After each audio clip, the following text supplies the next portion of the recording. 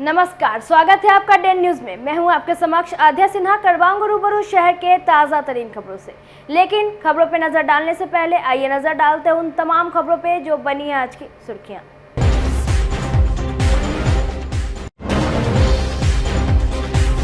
मिलिया education trust के मुजफ्फरपुर सहित बिहार के कई ठिकानों पर एक साथ पड़ा इनकम टैक्स का छापा। ट्रस्ट के फाउंडर के आवास, शैक्षणिक संस्थान और परिजनों के घर पर भी आईटी के अधिकारियों ने की जांच पड़ताल। पूरे दिन रही गहमा गहमी का माहौल, कई तरह की होती रही चर्चा।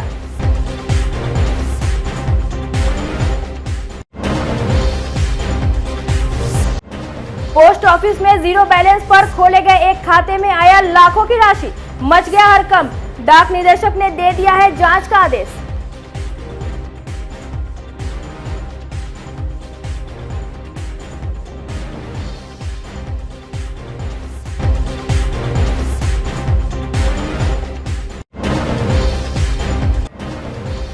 और एक युवक ने अपने दोस्त की कर दी हत्या। 24 घंटे में पुलिस ने कर दिया मामले का उजागर।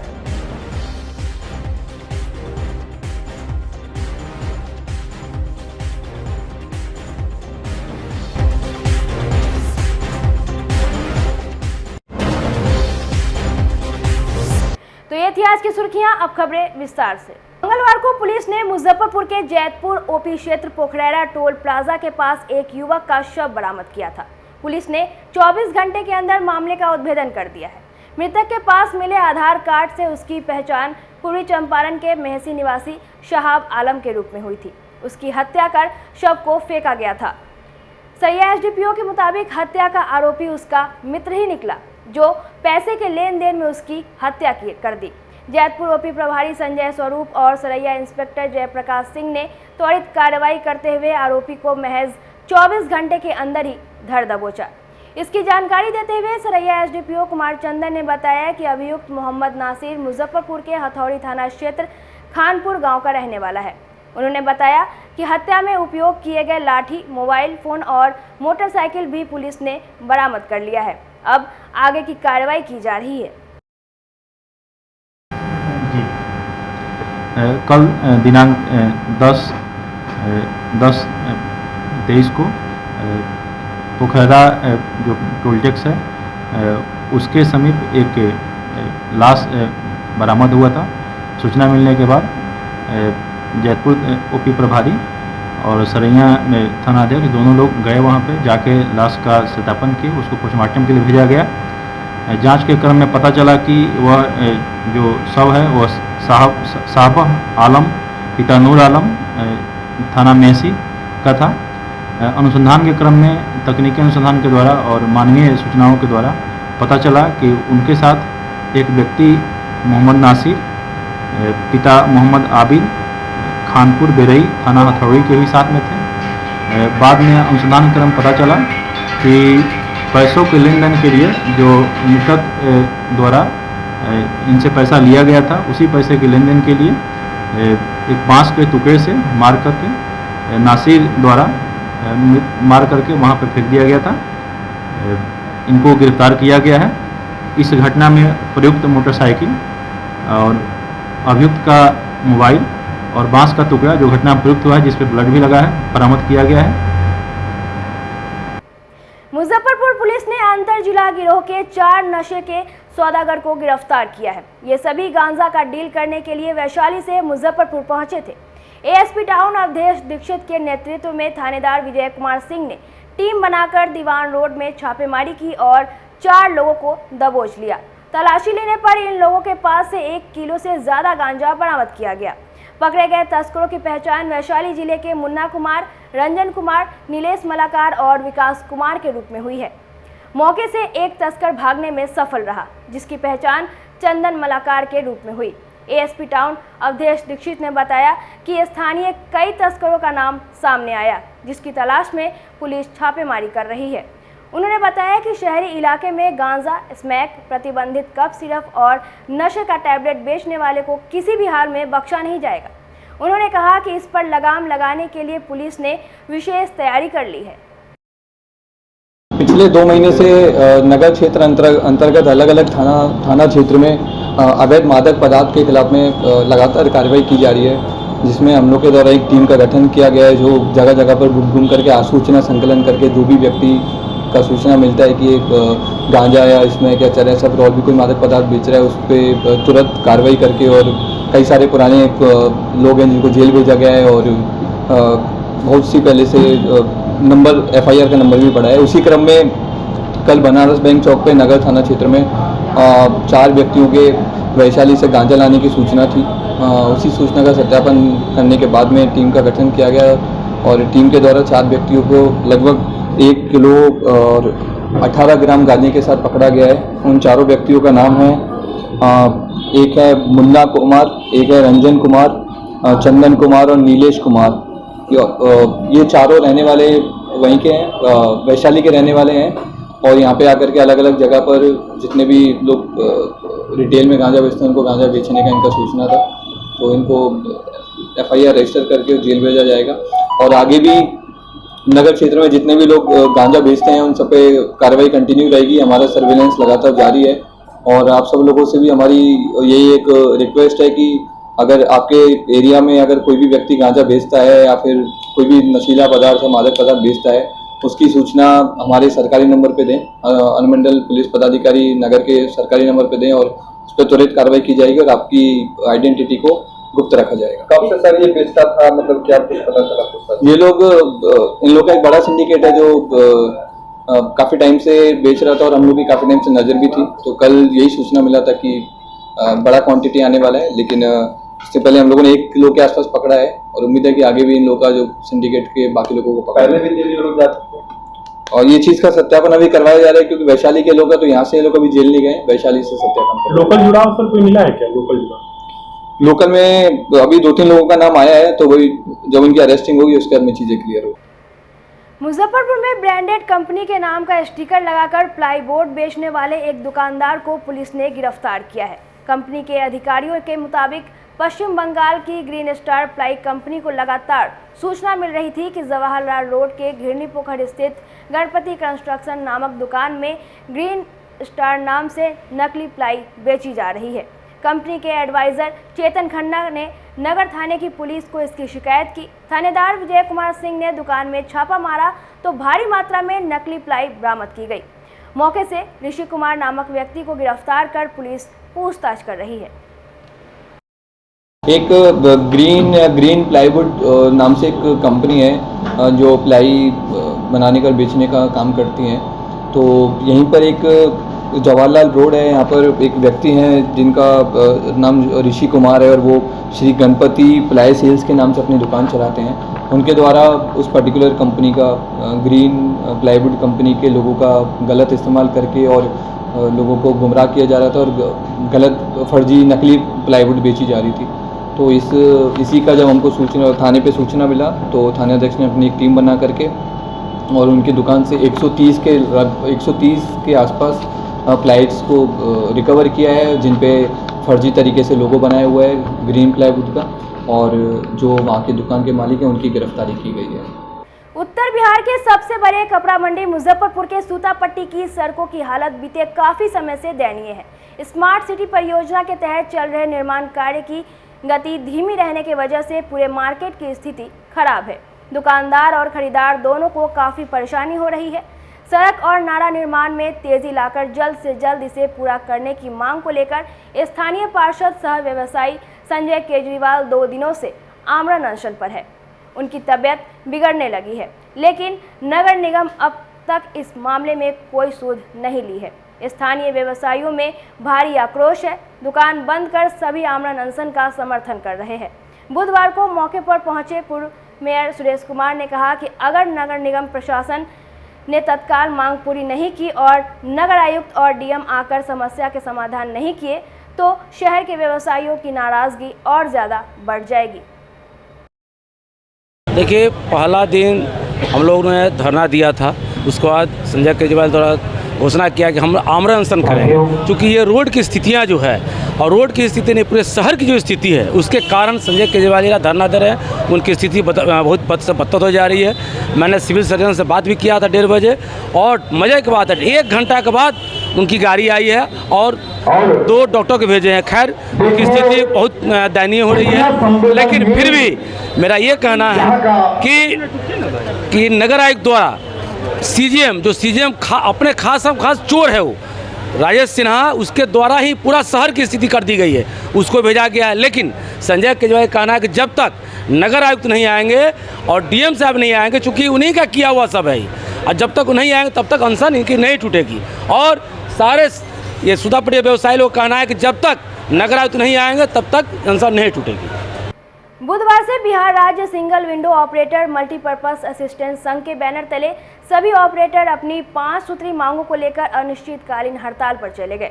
मुजफ्फरपुर के सिकंदरपुर स्टेडियम स्थित डीआरसीसी के परिसर में अनिश्चितकालीन हड़ताल पर बैठे ऑपरेटरों ने बताया कि कई वर्षों से उनके मानदेय की वृद्धि के साथ ही अशोक चौधरी कमेटी की अनुशंसा को लागू नहीं किया जा रहा है। अगर जल्द से जल्द उनके 5 सूत्री मांगों को लागू नहीं किया जाता है तो उग्र आंदोलन किया जाएगा।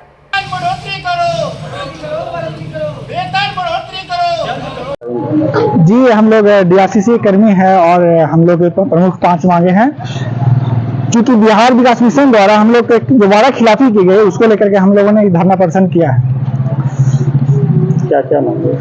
हम लोग के मुख्य मांगे में उच्च स्तरीय कमेटी को लागू करवाना है और मानदेय बढ़ोतरी है और गृह जिला के आसपास स्थानांतरण करना है, वही प्रमुख मांगे हैं।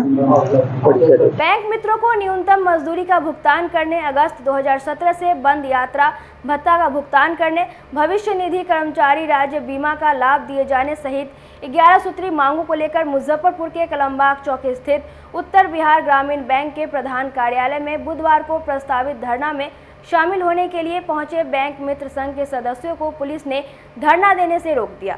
इसके बाद संघ के सदस्यों ने एक विवाह भवन में कार्यक्रम आयोजित कर विरोध प्रदर्शन किया।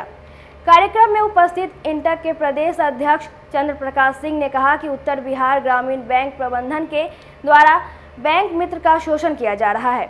फरवरी 2023 तक 4000 सैलरी मिलता था, जिसे घटाकर 1000 कर दिया गया। बैंक प्रबंधक के खिलाफ जो आवाज उठाता है उसको धमकाया जाता है, साथ ही उसको टर्मिनेट कर दिया जाता है। मौके पर संघ के अध्यक्ष श्रीनंदन मंडल, गुड्डू कुमार, कार्यकारी अध्यक्ष अमित कुमार, महामंत्री राजीव कुमार, कोषाध्यक्ष दिलीप कुमार सहित 18 जिलों के लगभग 2000 बैंक मित्र मौजूद रहे। नहीं, धरना देने वाले थे तो धरना तो दे ही रहे हैं। धरना का मतलब कोई ज़रूरी नहीं है कि किसी खास लोकेशन पर धरना दिया जाए। धरना का मतलब है कि जो उत्तर बिहार ग्रामीण बैंक के द्वारा जो कार्रवाई होनी चाहिए थी बैंक मित्रों के संबंध में, उनका डिमांड है उस पर बात होनी चाहिए थी, उसके बारे में कोई निर्णय लेना चाहिए था, बुला करके बातचीत करके कोई समस्याओं का समाधान करना चाहिए था। ये नहीं करके बैंक के लोग एजेंसी के ऊपर इस मामले को कहीं ना कहीं टाल रहे हैं। तो एजेंसी का काम तो हो नहीं रहा है ना, काम तो उत्तर बिहार ग्रामीण बैंक का हो रहा है, एजेंसी का काम थोड़े है। मूल रूप से अगर देखा जाए तो ये तो बैंक का काम है और बैंक के काम के लिए नियुक्त किए गए हैं। ये ठीक है कि वो मैन पावर सप्लाई कर रहे हैं, लेकिन काम कौन कर रहा है, काम किसके लिए कर रहा है, ये मुख्य बात है। और कोई इनका मांग ऐसा नहीं है कि जिससे बैंक को बहुत बड़ा कोई आर्थिक संकट खड़ा होने वाला है। ये तो अपने कमाई का हिस्सा मांग रहे हैं। ये जो कमा रहे हैं उसके बदले इनको जो मानदेय पहले से मिलता था, जो पहले से इनको वेतन मिल रहा था, उसको रिस्टोर करने का बात है कि वो हमारा चालू रहे। और उसको हम भी चाहते हैं कि ये बैंक को भी तय करना चाहिए कि कोई एक वेतन आदमी का जीवन में स्थिर नहीं रहता है, वो कहीं ना कहीं प्राइस इंडेक्स के साथ, उपभोक्ता मूल्य सूचकांक के साथ उसको लिंक करके वेतन को बढ़ाने का तरीका है।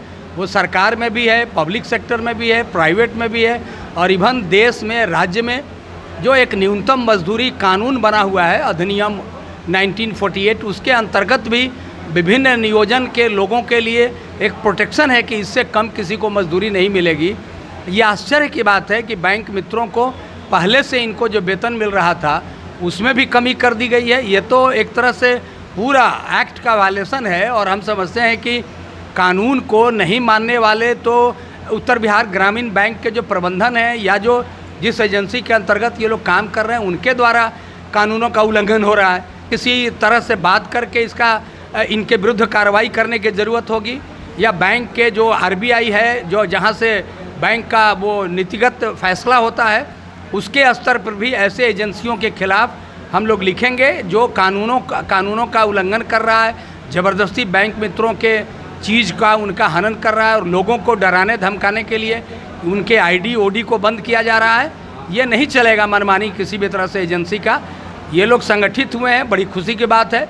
हम इनको बधाई देना चाहते हैं, अपनी शुभकामनाएं Indian national trade union Congress INTUC की ओर से पूरी शुभकामना है, पूरा बधाई है। लड़ेंगे, जीतेंगे, हमको पूरा उम्मीद है। ये संघर्ष जारी रहेगा जब तक कि बैंक के द्वारा न्याय नहीं मिलता है। और एजेंसी को फिर से हम चेतावनी देना चाहते हैं कि वो अभी से हम उनको चेतावनी देते हुए सलाह भी देते हैं कि वो बात करें और बातचीत करके कोई समाधान का रास्ता निकालें। वो चाहेंगे कि हम 1 को निकाल देंगे, 1000 को निकाल देंगे, वो निकालने से काम नहीं चलेगा और धमकी देने से काम नहीं चलेगा। संवाद के जरिए ही कोई बातचीत होगी। हम संघर्ष भी करेंगे और संवाद भी करेंगे। हमारी तरफ से संवाद में कोई कमी नहीं है। मैनेजमेंट चाहे संवाद करना, एजेंसी के लोग चाहें संवाद करना, हम लोग बातचीत करने के लिए तैयार हैं, लेकिन बातचीत के जरिए रास्ता निकलना चाहिए। जोर और दबाव से, धमकाने से, डराने से, मुकदमा करने से, जेल भेजने से हम लोग डरने वाले नहीं हैं। निषाद संघर्ष मोर्चा की ओर से बुधवार को मुजफ्फरपुर के सिकंदरपुर कुंडल स्थित एक विवाह भवन में आयोजित बैठक में निषाद समाज के अधिकारियों की रक्षा पर चर्चा की गई। मौके पर मोर्चा के अध्यक्ष वीरेंद्र सहनी, संरक्षक रंजीत सहनी, सुधीर सहनी, लाल बाबू सहनी, केदार सहनी, रेणु सहनी, सरोज सहनी, अमरनाथ चंद्रवंशी, शिशिर कुमार नीरज सहित काफ़ी संख्या में निषाद समाज के लोग मौजूद रहे। संरक्षक रंजीत सहनी ने कहा कि मुख्यमंत्री नीतीश कुमार ने भाजपा के अड़ंगा लगाने के बावजूद बिहार में जातीय गणना करवाकर ऐतिहासिक काम किया है। उन्होंने कहा कि यह मोर्चा समाज के अति पिछड़ा, वंचित, गरीब गुरबा के हक की लड़ाई लड़ेगा। बैठक में मोर्चा के 105 सदस्यीय कमेटी का गठन किया गया, जिसमें 35 उपाध्यक्ष, 30 महासचिव, 40 सचिव के अलावे 16 प्रखंड में अध्यक्ष का मनोनयन किया गया। सभी पदाधिकारियों को अंगवस्त्र, माला, मनोनयन पत्र देकर सम्मानित किया गया।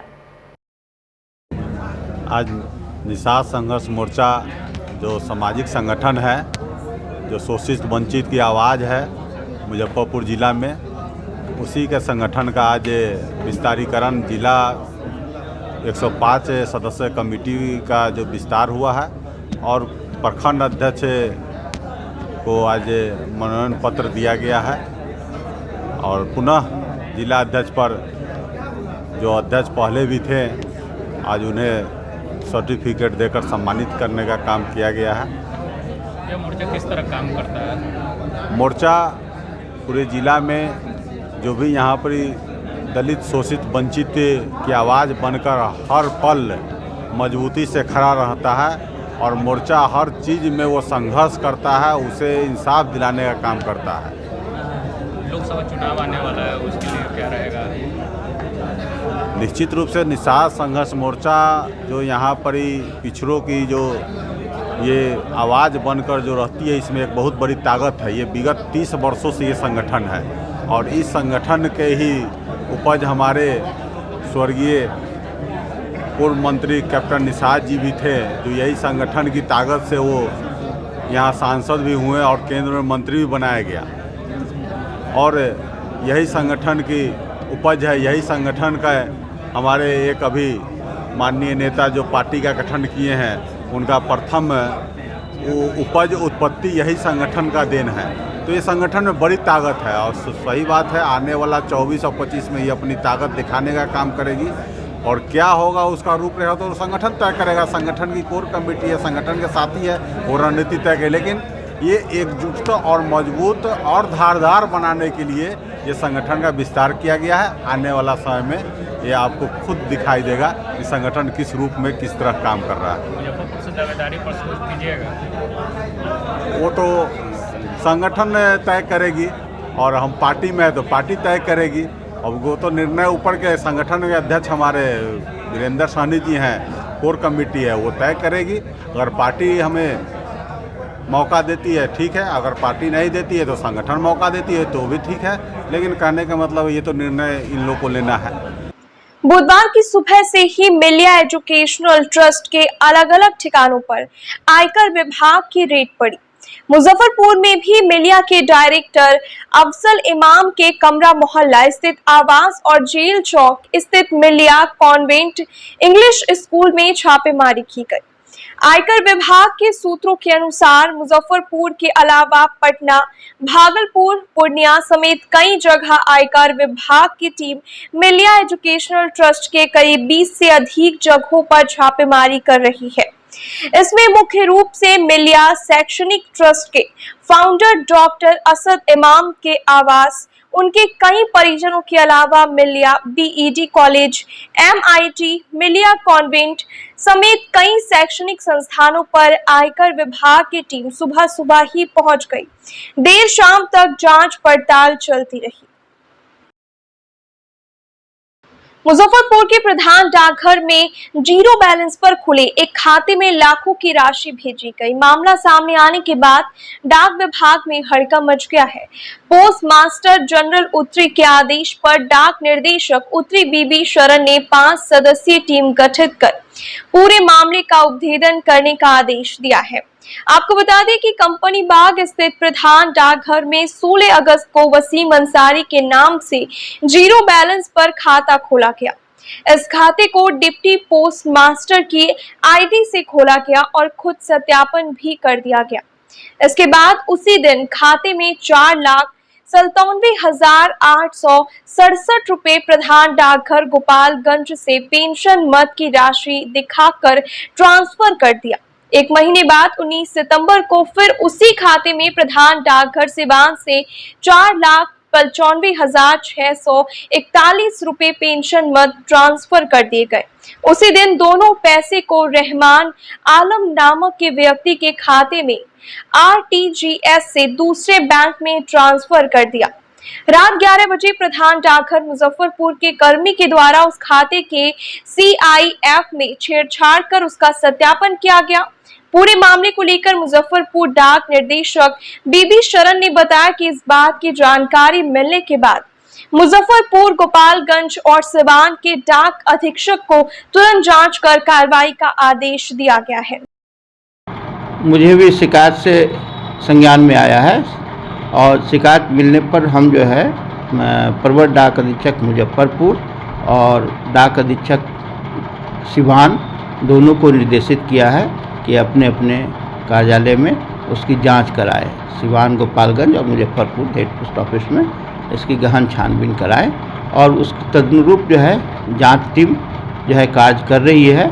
अभी कोई हमें परिणाम नहीं प्राप्त हुआ है, कोई रिपोर्ट नहीं प्राप्त हुआ है। जांचकर्ता जांच में लगे हुए हैं, रिपोर्ट आने के बाद ही कुछ कहा जा सकता है। जो खाते खोले गए थे वो किसी अधिकारी की आईडी का यूज किया गया था? अभी मैं तत्काल कुछ नहीं कह पाऊंगा जब तक कि उनका रिपोर्ट नहीं आ जाए। शिकायत में जो बात वर्णित है वो शिकायत सभी आप लोग के समक्ष शिकायत आप लोग के संज्ञान में है, लेकिन हमारी जांच टीम जब कहेगी तब हम आपको कुछ बता पाएंगे। अच्छा, अभी तक की जांच में क्या आपको लगता है पोस्टल डिपार्टमेंट के साइट को हैक किया गया? अभी हम इसके बारे में कुछ नहीं कह पाएंगे जब तक जांच का कोई परिणाम नहीं आता है। मुजफ्फरपुर पुरानी बाजार आभूषण मंडी में एक्साइज अधिकारी बनकर आभूषण व्यवसायी के कर्मचारियों से ठगी कर ली गई। शराब की जांच के नाम पर उसे साइट में ले जाकर झोले से सोने की 4 चेन गायब कर दी। व्यवसाय के कर्मचारी पुरुषोत्तमपुर निवासी अजय कुमार सिंह को जब तक भनक लगती, दोनों शातिर मंडी से फरार हो गए। सूचना पर ASP नगर अवधेश दीक्षित एवं नगर थानेदार विजय कुमार सिंह मौके पर पहुंचे।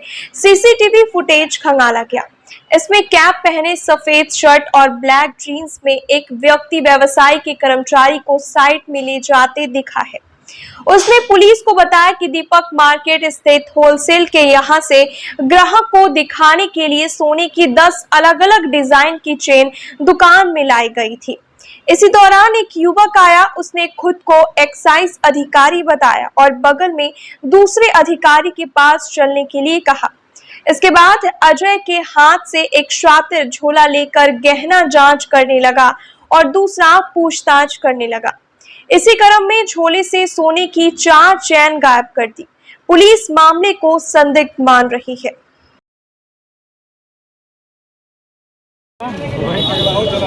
सर मेरे शॉप है गोवर्धन आसिफ प्रसाद एंड कंपनी। तो हम लोग होलसेलर से अप्रूवल पे सामान मंगवाए थे चेन, और जब वापस करने के लिए मेरे स्टाफ को दिए तो रास्ता में एक आदमी उसको बोला कि एक्साइज का आदमी है, चलो साइड में। साहब बैठे हुए हैं, चेक करना है। क्या चेक करना है? झोला चेक करना है। झोला में सामान रखे हुए था तो चेक को किया, उसके बाद उसको छोड़ दिया। वहाँ पर तो सीसीटीवी कैमरा नहीं गया, लेकिन वो जैसा बोल रहा है सीसीटीवी कैमरा में वो आदमी दिख रहा है जो उसको ले गया। जब वो वापस गया तो उसमें से 4 पीस कम था। कितने का था चारों? 4 तो अभी सर कंफर्म नहीं बता सकते हैं। हाँ, लाखों रुपया का होगा ही। लोग अभी जो वो बताएगा तभी पता चलेगा। क्या कह रहा था कि शराब चेक करना है? हाँ, शराब चेक करना है। एक्साइज का हम आदमी है और एक्साइज का अफसर है, साहब बैठे हुए वहाँ चौक। कितना पीस? 4 पीस लेके कितना गया था दुकान पे? 7 पीस गया था। जो स्टाफ लेके गया तो उसका क्या नाम है? अजय कुमार सिंह।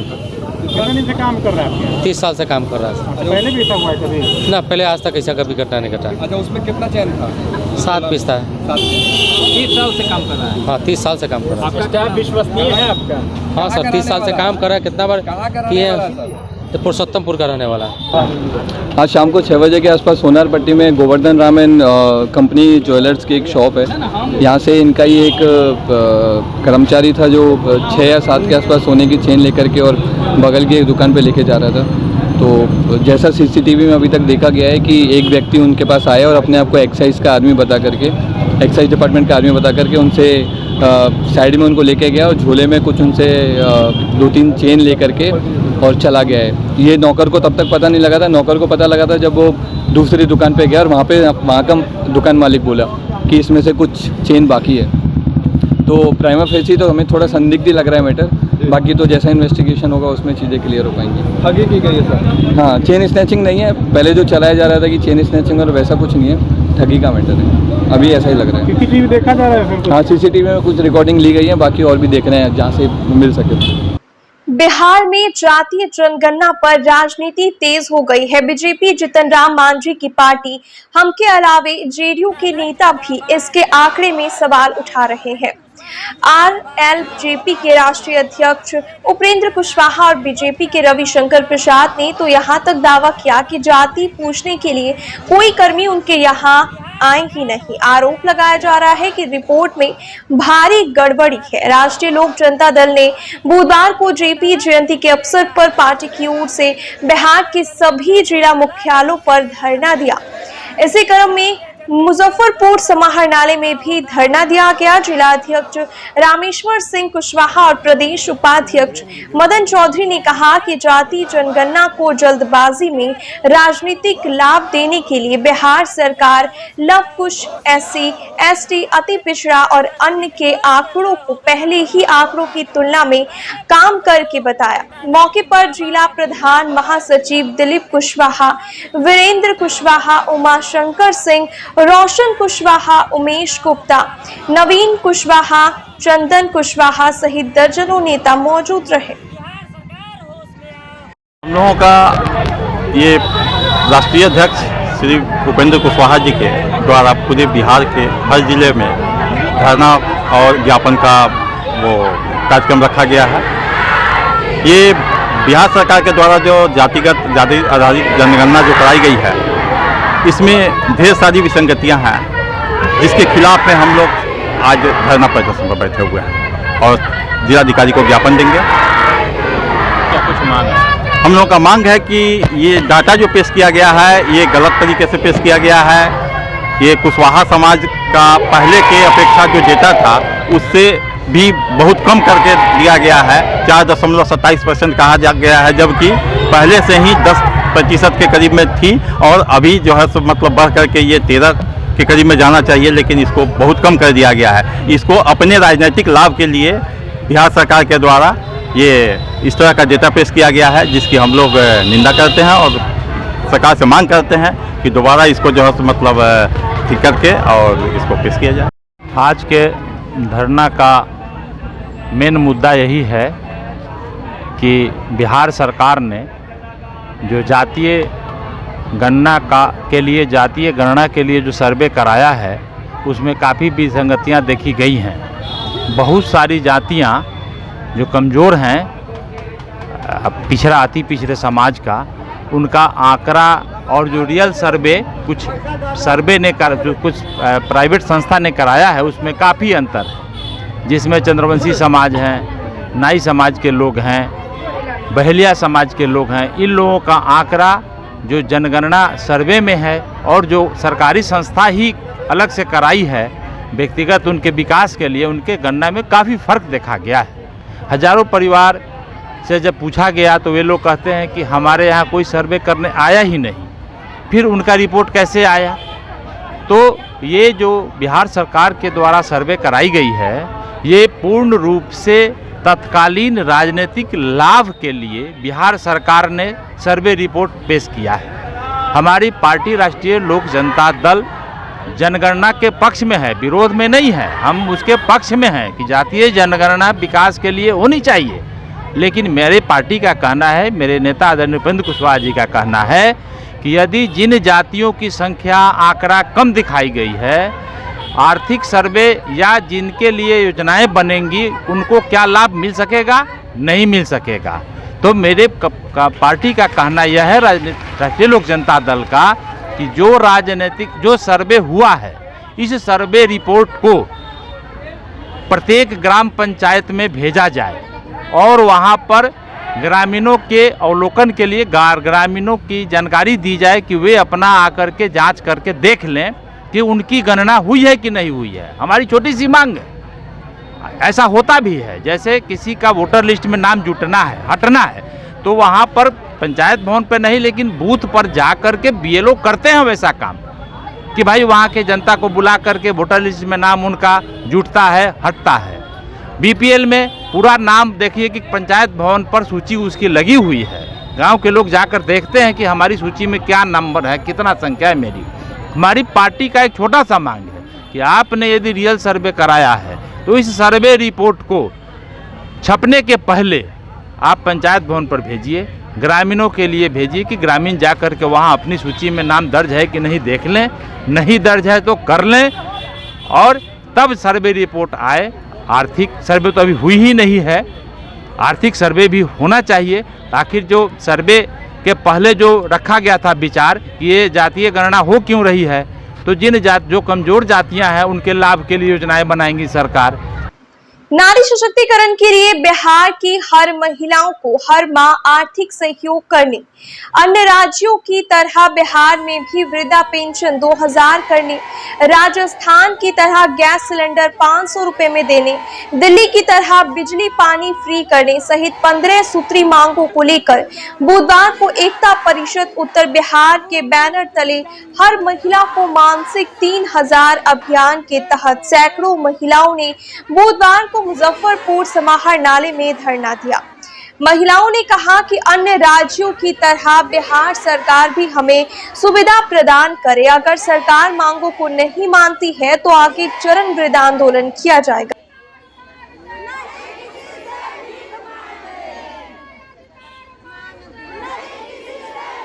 है जो सरकार से कि हम लोगों को घर बनाने के लिए जमीन नहीं है, जो सड़क किनारे, नहर किनारे, गजमजरुआ जमीन में, मालिक के ज़मीन में और तरह तरह की वो लोग के साथ कठिनाइयाँ हो रही है। दूसरी है जो सरकार 400 रुपये दे रही है, तो जिस तरह से कर्नाटक है, राजस्थान है, दिल्ली है, उसी तरीक़ा से बिहार सरकार से और कलेक्टर साहब से हम लोगों का मांग है कि कम से कम दादी है, मम्मी है, चाची है, नानी है, मौसी है, ये सभी को हर माह 3000 मिले। और सबसे बड़ी समस्या है कि जो बिजली हमारे यहाँ फ्री होना चाहिए, गैस सिलेंडर का मतलब है फ्री होना चाहिए, पानी का लगा दिया बड़का बड़का टंकी, कल सब सूख गया, पानी की ज़रूरत है, तो तरह तरह की कठिनाइयाँ हम मजदूर झेल रहे हैं। तो कम से कम सरकार इतना तो करे कि हमारी समस्या को सुने और हल करे। तो अभी सभी महिला के आई है जो दादी मांगे 3000। ये एकता परिषद का अभियान चल रहा है।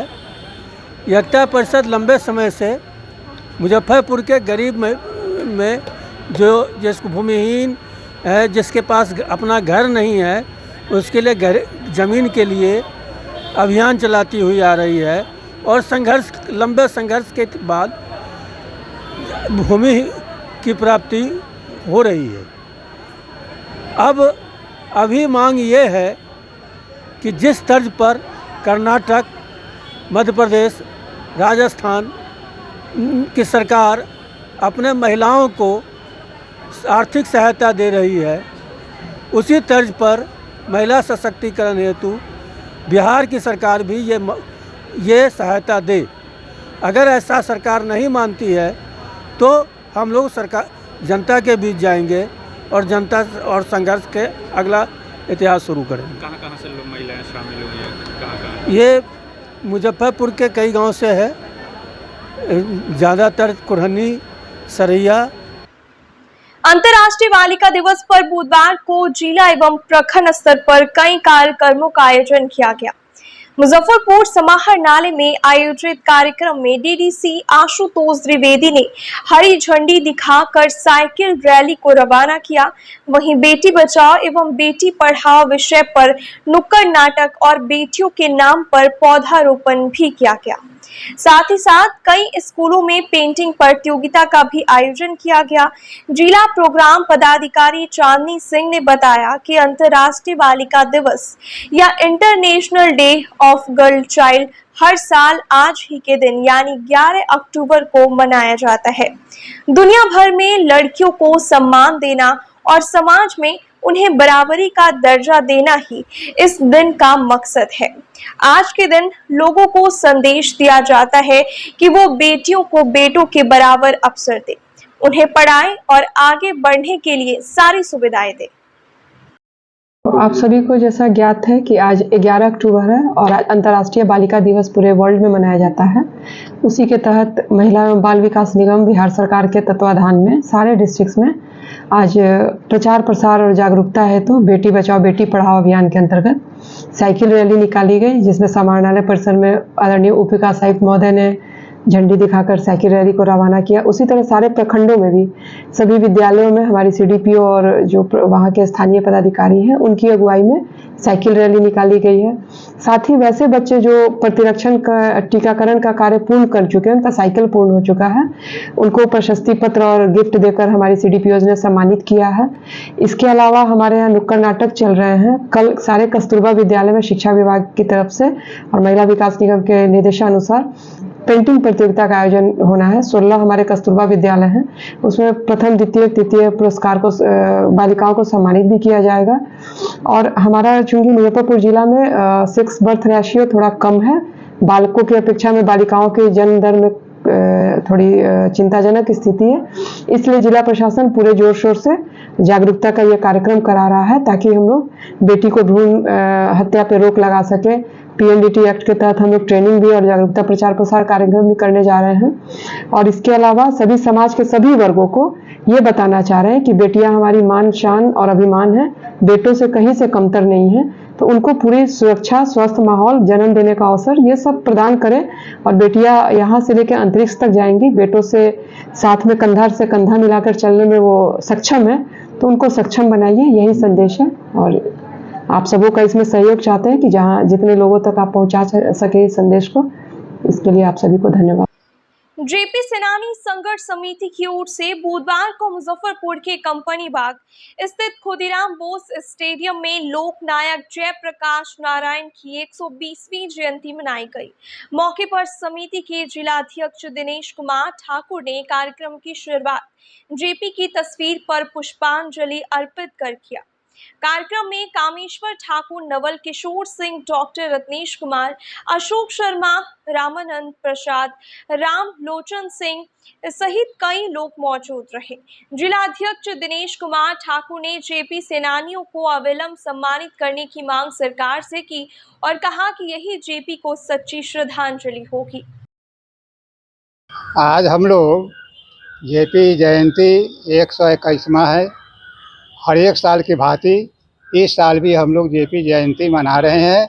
इस कार्यक्रम में हमारे जो भी इस जिला के प्रखंड से जो भी लोग उपस्थित हुए हैं, जो भूमिगत जेपी आंदोलनकारी थे, आज सभी यहाँ उपस्थित होकर के हम लोग जेपी जयंती मनाते हुए आगे की रणनीति के लिए अपना कार्यक्रम की योजना बना रहे हैं।